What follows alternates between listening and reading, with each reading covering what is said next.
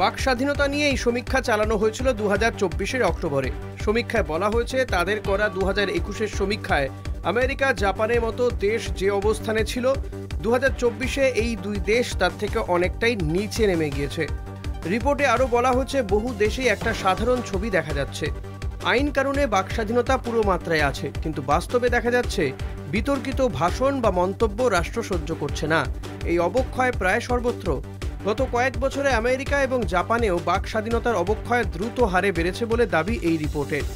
এই তালিকায় সবার উপরে রয়েছে নরওয়ে এবং ডেনমার্ক।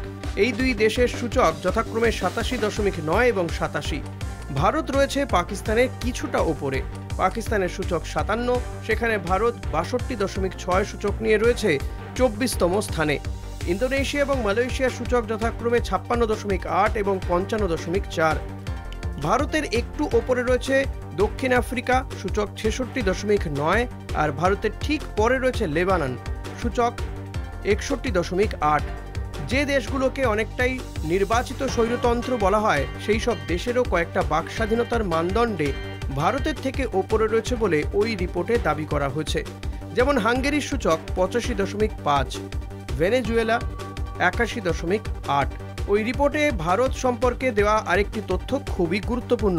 রিপোর্টে দাবি করা হয়েছে ভারতীয় নাগরিকদের বেশিরভাগই মনে করেন মত প্রকাশের স্বাধীনতার ওপর সরকারের নিয়ন্ত্রণ থাকা অনুচিত এবং সরকারের সমালোচনা করার অধিকার মানুষের থাকা উচিত। কিন্তু ভারতের 37% মানুষ মনে করেন এর ঠিক উল্টোটা। তাদের মতে সরকারের নীতির সমালোচনা করার একটা সীমা থাকা উচিত। এই ধরনের স্বাধীনতার ওপর সরকারের নিয়ন্ত্রণ থাকা উচিত।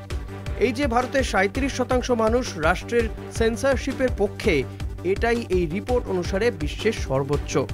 আর কোনো দেশের এত বেশি সংখ্যক মানুষ মত প্রকাশের স্বাধীনতা নিয়ন্ত্রণের ক্ষেত্রে রাষ্ট্রের পক্ষে নয়। সরাসরি সম্পর্কযুক্ত না হলেও একটি তথ্য অবশ্য এখানে উল্লেখ করা যেতে পারে। ভারতে এই মুহূর্তে প্রধান শাসক দল বিজেপির প্রাপ্ত ভোটের হারও কিন্তু প্রায় 37%। মত প্রকাশের স্বাধীনতা নিয়ন্ত্রণের ক্ষেত্রে রাষ্ট্রের পক্ষে এমন নাগরিক ইংল্যান্ডে 5% এবং ডেনমার্কে 3%। কলকাতা টিভি।